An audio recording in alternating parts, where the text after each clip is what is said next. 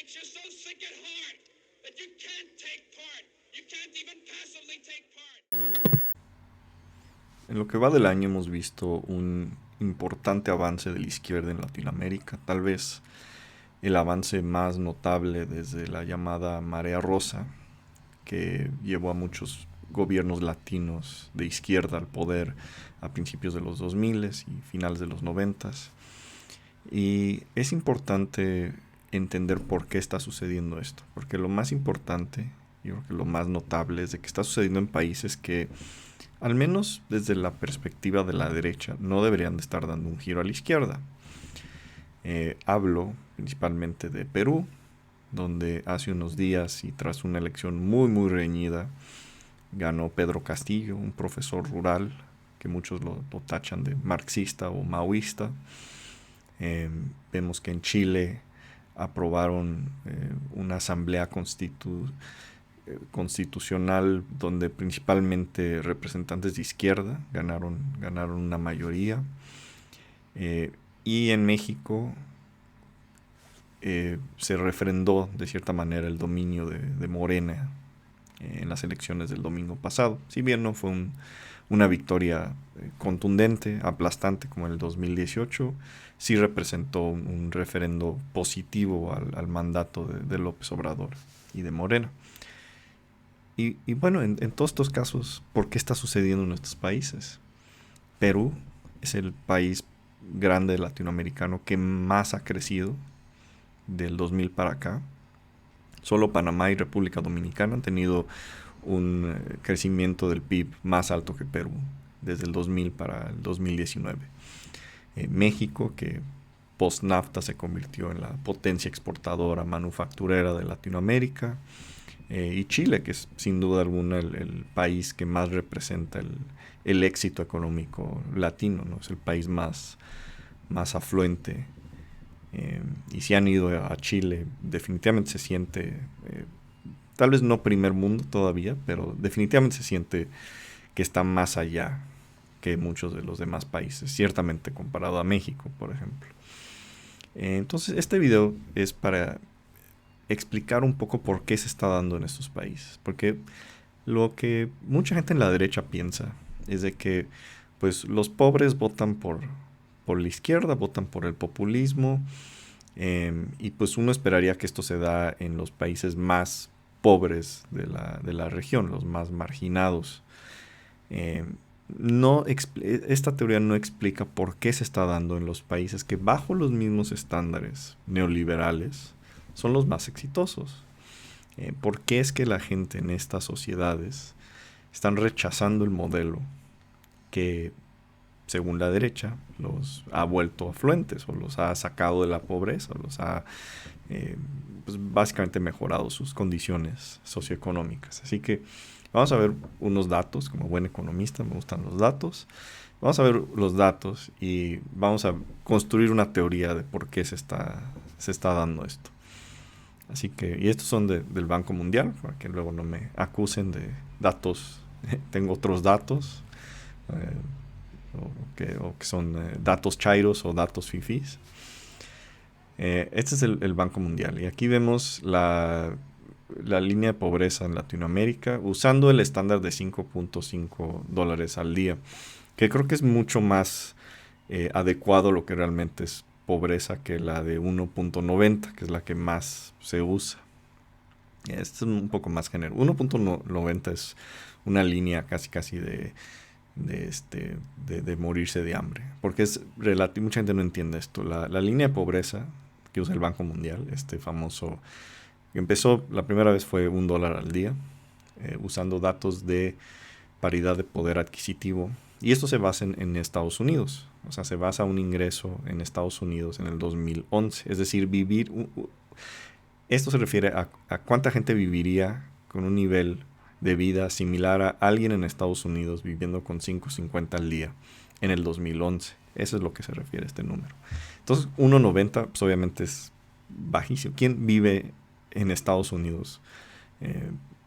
Incluso hace una década, ¿quién vive con 1.90 al día? Nadie, ¿no? O sea, te alcanza para nada, ni el precio del metro en Nueva York, casi. que ya no me acuerdo cuánto está como a $2, ¿no? Supongo. Bueno, aún así bajo este estándar, más generoso que el de 1.90, vemos que la pobreza en Latinoamérica ha caído pues considerablemente. De un pico de 26.7. Esto es post-crisis del 82, que afectó a toda la región. Así que está un poco más inflado de lo que debería de estar. Cayó a 8.5 actualmente. O sea, esto es notable, es considerable. No hay manera de argumentar que no ha habido avances en pobreza. Incluso en países... En México realmente llevamos ya décadas con un nivel de pobreza de 40%, que es lo que la mayoría de gente cita.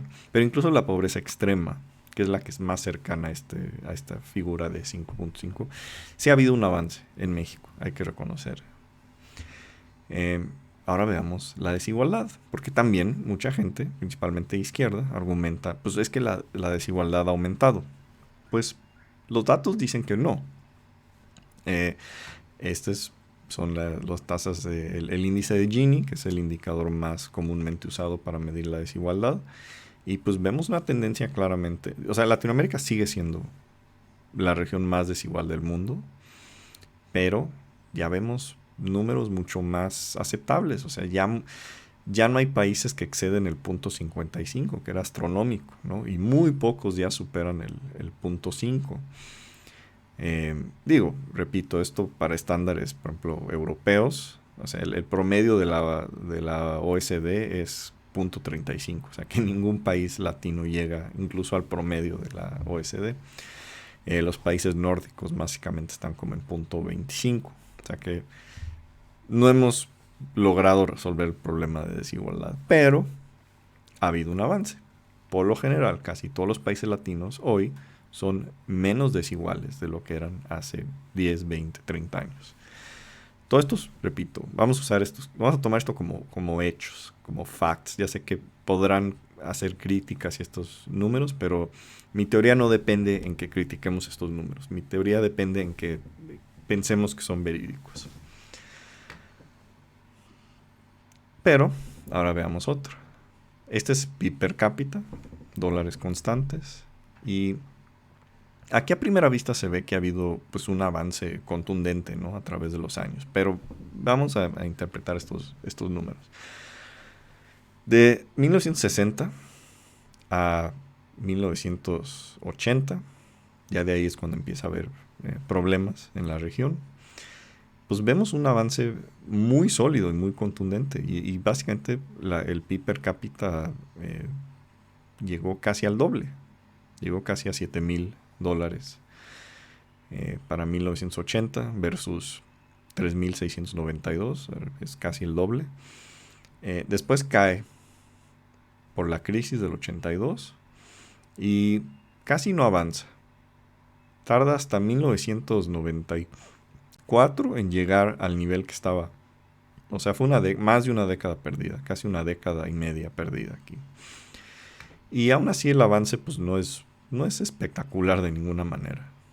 Luego aumenta a partir repito, hubo varias otras crisis a principios del 2000, pero a partir de ahí comienza el boom el famoso superciclo de las comodidades, ¿no? El petróleo aumentó, los metales, minerales, etcétera. Pues muchos países se beneficiaron enormemente de esto. Y comienza otro boom que termina en la crisis financiera global del 2008. Pero el boom sigue. O sea, este fue un retroceso meramente temporal. Sigue el boom. Pero a partir del 2014 otra vez. ¿Y qué pasó en el 2014? Pues otra vez volvieron a caer los precios de las comodidades mundiales. Y la región pues no ha superado eso. Esto coincidió con la crisis brasileña, que sin duda, como Brasil es el 40% del PIB de la región, pues cualquier crisis que afecte a Brasil va a impactar el número agregado, ¿no? Pero pues este es el legado neoliberal, por decirlo así, que realmente no es espectacular. Esto lo vemos, se ve como un avance porque estamos usando una escala lineal. pero si usáramos una escala logarítmica no se vería nada bien. O sea, claramente vemos que el crecimiento ha sido inferior en la época neoliberal que en la época pre-neoliberal, especialmente este periodo de los 80s, 90s, que curiosamente es el periodo cuando las políticas neoliberales eran más salvajes, por decirle así. O sea, que los que defienden estas políticas deberían de dar una buena explicación de por qué tuvimos 2 décadas perdidas con estas políticas, que supuestamente iba a hacer que la región despegara, ¿no? O sea, este crecimiento se dio por causas completamente exógenas a Latinoamérica. Y si bien muchos países se beneficiaron de eso, o sea, por ejemplo, países como Brasil pudieron financiar programas de desarrollo cuando estaba Lula. O sea, sí hubo beneficios, no estoy diciendo que no hubo beneficios durante este periodo, simplemente me refiero a que las causas de este crecimiento fueron principalmente exógenas. No fue porque Latinoamérica mejoró su productividad interna, mejoró sus niveles de bienestar, etcétera. O sea, no fue por eso. Fue simplemente porque teníamos más que exportar y a mucho mejor precio del que teníamos antes. Ahora, o sea, aquí ya estamos entendiendo por qué el modelo no funcionó tan bien como mucha gente pensó. Y esto lo vemos más claramente cuando comparamos con los países ricos. Y ahí vemos, este es el promedio de la OECD. Aquí vemos cómo no ha habido una convergencia. Esto es yo creo que lo más triste de este periodo. Latinoamérica la brecha entre la OECD y el ingreso en Latinoamérica ha aumentado. Es decir, somos en términos absolutos más ricos, porque efectivamente el PIB per cápita ha aumentado. Pero relativo al mundo rico, somos más pobres y podemos ver la diferencia. O sea, aquí ingreso promedio de 3.692 versus un ingreso de la OECD de 11.267, o sea, es menos de 3 veces. Es como 2.5 más o menos. Pero ahora es de 9.590 versus... Ay, que no se ve bien. Me está fallando aquí. Bueno, no sé por qué el mouse no me deja ver el último cifra. Pero unos años antes estaba en 38. O sea, casi 4 veces. Más o menos como 4 veces. Y es un poquito más ahora. O sea, repito, no ha habido convergencia con el mundo rico. Y eso, creo yo, es lo que debería de significar el desarrollo económico. El desarrollo económico no es nomás que tu PIB aumente. No es nomás que pobreza baje. Es de que llegues, te estés acercando más y más y más al estándar de los países ricos, que varía con el tiempo. O sea, de nada sirve que tu país sea el doble de rico en 10 años, si en el mundo rico son 3 o 4 veces más ricos. O sea, la brecha aumenta y aumenta.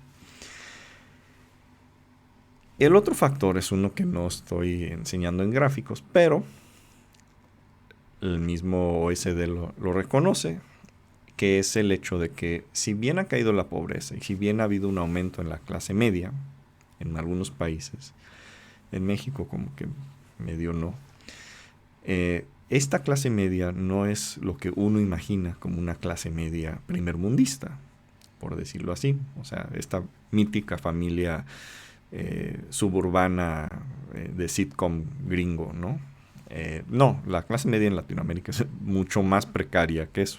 Y aquí en el mismo, este es el Outlook de Latinoamérica de la OECD del 2011, que principalmente trata sobre la clase media latina.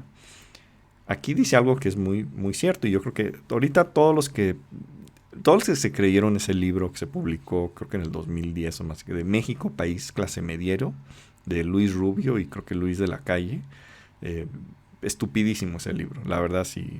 Y creo que Jorge Castañeda luego en un libro hizo un capítulo básicamente repitiendo esa misma teoría. Si se creyeron esa idiotez, lean esto. Y esto es de la OECD, que es creo que de más reputación que Jorge Castañeda y que Luis Rubio y Luis de la Calle. Las siguientes páginas trazarán un retrato en cierto modo sorprendente de los hogares de ingresos medios. En concreto, los estratos medios de la región son económicamente vulnerables y en numerosos aspectos tienden a estar más cerca de los desfavorecidos que de los acomodados. Por ejemplo, pocos jefes de hogar de estrato medio poseen un título universitario y muchos de ellos son trabajadores informales o corren el riesgo de caer en la pobreza en caso de enfermedad o desempleo. ¿Por qué? Esta vulnerabilidad está estrechamente relacionada con la desigualdad persistente y profundamente enraizada en la región y con la existencia de incentivos negativos que en muchos casos siguen favoreciendo los comportamientos tendentes de captación de rentas que antes el desarrollo de actividades económicas formales e instituciones eficientes. O sea, seguimos siendo un país dominado por élites económicas que no les interesa políticas de redistribución, etc. Pero bueno, ese es un tema para otro video.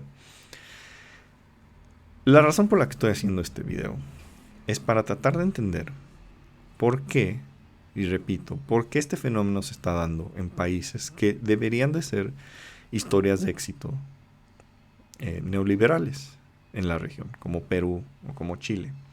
Y para eso también hay que entender ciertos aspectos psicológicos del desarrollo, porque no es nada más de números. Y para mejor ilustrar esto, vamos a jugar un juego de teoría de juegos. Es un juego que a mí me gusta mucho, se llama el juego de ultimátum.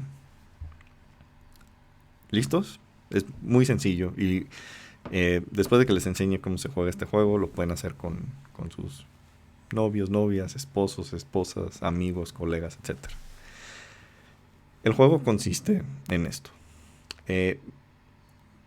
Yo tengo $100. Vamos a usar $100. Puede ser cualquier cifra. Y yo me estoy encargando de distribuir esos $100 entre tú y yo. Yo voy a decidir cómo distribuyo esos $100. ¿Ok? Pero depende de ti si aceptas esa distribución. Si no aceptas esa distribución, los dos nos quedamos con 0. Es decir, no se distribuyó nada. Entonces, lo que yo tengo que hacer es, básicamente, yo, como individuo racional que maximizo mi utilidad, quiero repartirlo de una manera en que yo salga ganando lo más posible de esa distribución. Pero consciente del riesgo de que si no es una distribución adecuada, tú la vas a rechazar. Así que te propongo, yo me quedo con 99 y tú te quedas con 1. Apuesto a que lo van a rechazar. Es más, este juego lo he jugado con mucha gente y la mayoría de la gente no acepta menos de 30, ¿no? O sea, 50-50 obviamente vamos a aceptar. 60-40 todavía se ve, digo, me estoy agandallando 10 más de lo que tal vez merezco, pero 40 sigue siendo bien, ¿no? Incluso 70-30, ¿no? Porque no tenías esperanza de tener este dinero extra, ¿no? Pero ya a partir de 70-30 se vuelve, empiezas a cuestionar, a ver, ¿por qué? Si te digo 80-20, vas a decir, bueno, pero ¿qué hizo para merecerse sus 80 y yo solo 20? Si te digo 90-10, pues más aún, o sea, ¿por qué? ¿Qué derecho tienes tú de quedarte con...? O sea, ya estamos incluyendo en nuestra función de utilidad un aspecto de justicia. Ahora, desde la perspectiva meramente racional, esta idea de que somos agentes económicos perfectamente racionales, el famoso Homo economicus, como se le ha descrito, pues ustedes deberían de aceptar 99-1, como propuse al principio. ¿Por qué? Porque 1 sigue siendo mejor que 0, ¿no? Entonces, ¿por qué nadie, y ha habido cualquier cantidad de estudios sobre usando este juego de ultimátum, y en ninguno yo creo que ha habido gente que acepta un intercambio así de desigual? O sea, no, o sea, mandas al diablo al que te propone algo así, ridículo, ¿no? Ahora, esta idea que tenemos nosotros, esta concepción de justicia, que, repito, los neoliberales no entienden, la derecha, los libremercadistas no entienden que esto existe, porque ellos esperarían que aceptes el 1, ¿no? Porque es mejor que 0. Esta idea, esta concepción de justicia, la tenemos desde nuestra biología de primates. Ha habido un experimento muy interesante de unos changuitos que les hacen hacer les piden que les entreguen unas piedras al científico, y a cambio de eso a unos les dan verdura y a otros les dan fruta. Y obviamente la fruta es más rica, ¿no? Porque es dulce. Y llega un momento en que al que le dan verdura, rechaza la verdura, porque ve que el otro chango le están dando fruta. Les voy a pasar este video para que vean, es chistosísimo, es muy bueno. The one on the left is the monkey who gets cucumber. The one on the right is the one who gets grapes. The one who gets cucumber, note that the first piece of cucumber is perfectly fine. The first piece she eats. Then she sees the other one getting grape, and you will see what happens. So she gives a rock to us, that's the task. And we give her a piece of cucumber, and she eats it. The other one needs to give a rock to us. And that's what she does. And she gets a grape. And she eats it. The other one sees that. She gives a rock to us now, gets again cucumber.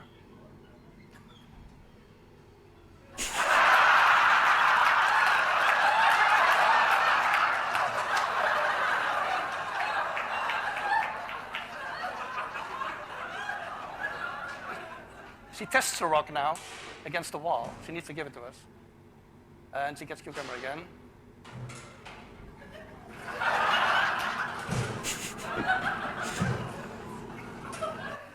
So this is basically the Wall Street protest that you see here. Ahí está. Estos changuitos tienen un concepto de justicia más elaborado que la mayoría de los neoliberales.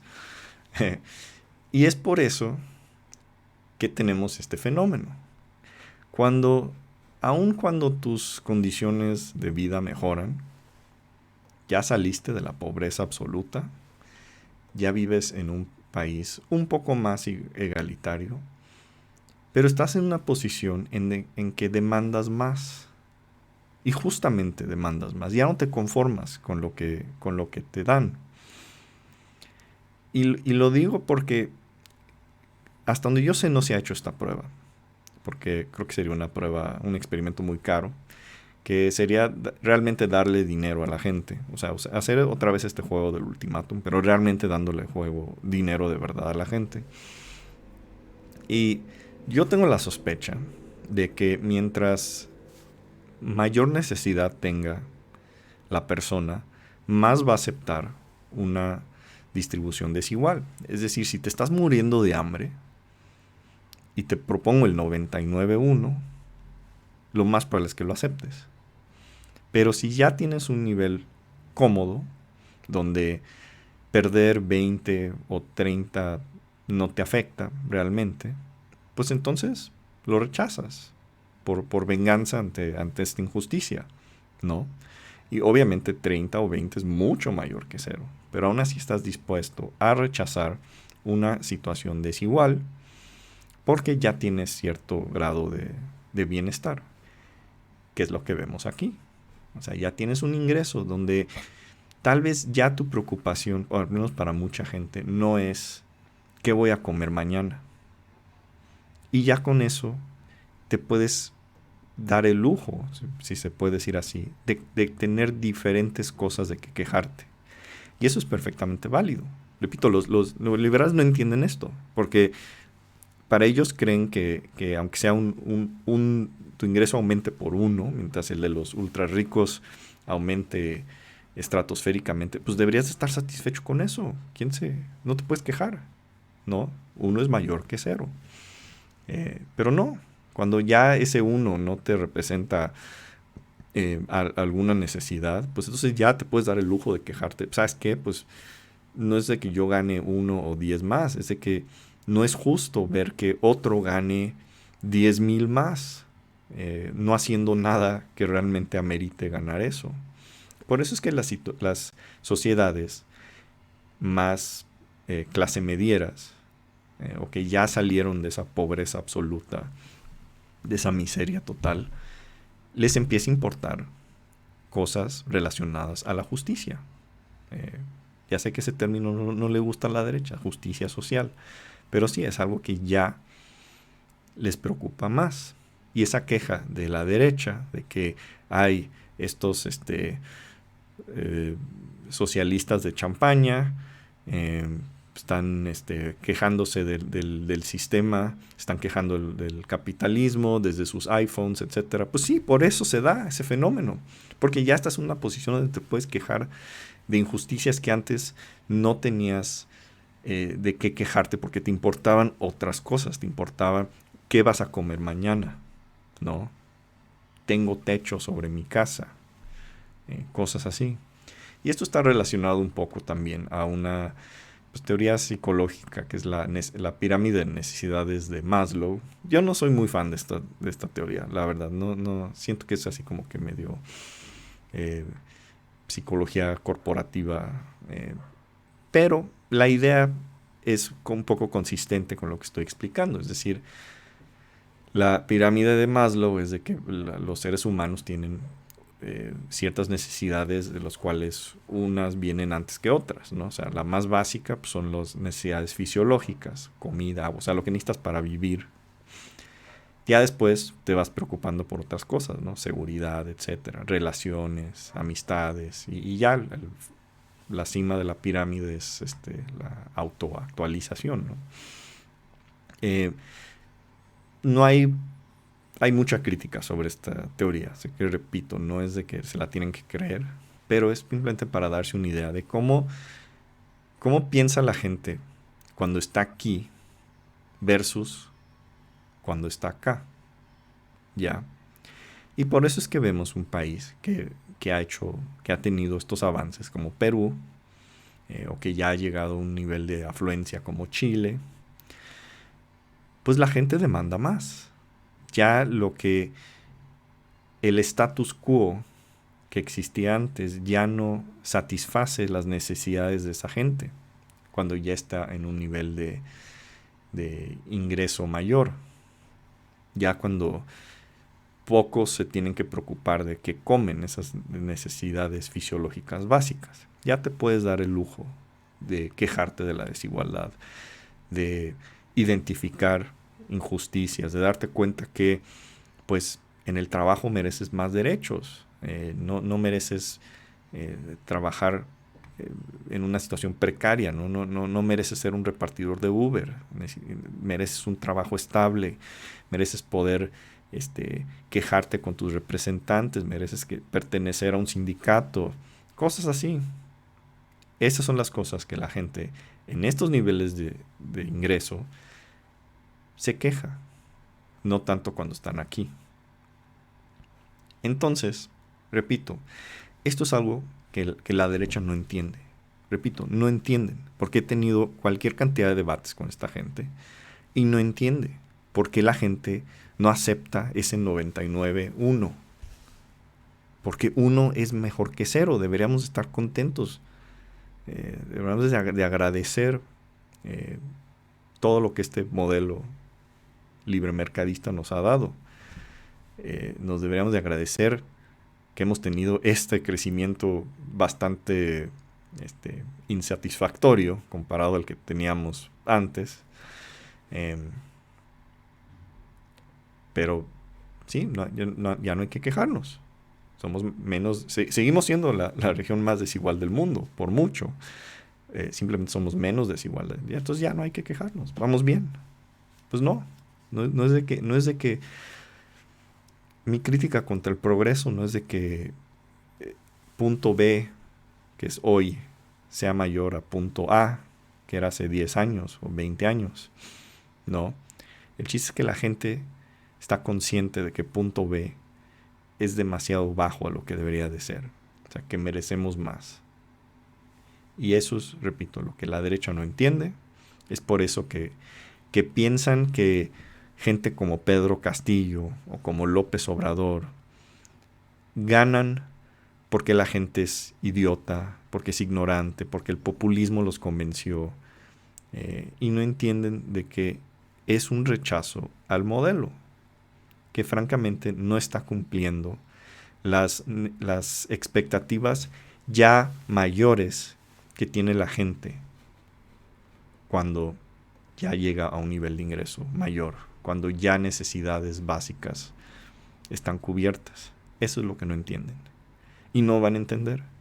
Y se van a seguir dando topes en la pared de por qué ganan populistas en Latinoamérica, incluso en los países más económicamente exitosos. Los países donde, según el modelo neoliberal, funcionó mejor. Y hasta que no entiendan la psicología del elector, que entiendan la psicología del desarrollo socioeconómico, porque en el neoliberalismo no hay lugar para psicología, es pura racionalidad perfecta, homo economicus, todos somos robots que maximizamos utilidad, por eso aceptamos ese 99.1 siempre, ¿no? Pues ahí tienen.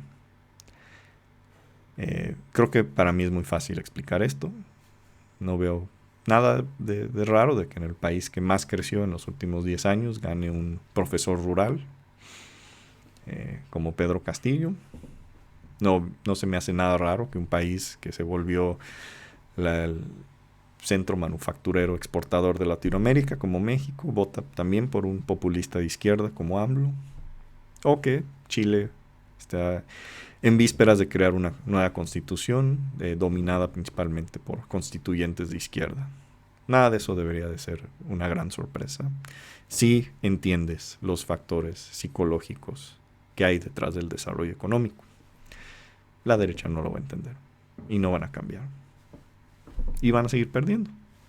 No siempre, pero va a haber más sorpresas. Y bueno, habiendo dicho eso, si les gusta el video, denle like, compartan, suscríbanse, es lo más importante. Y ahí les tendré más contenido bueno en el futuro. Así que tengan buen día.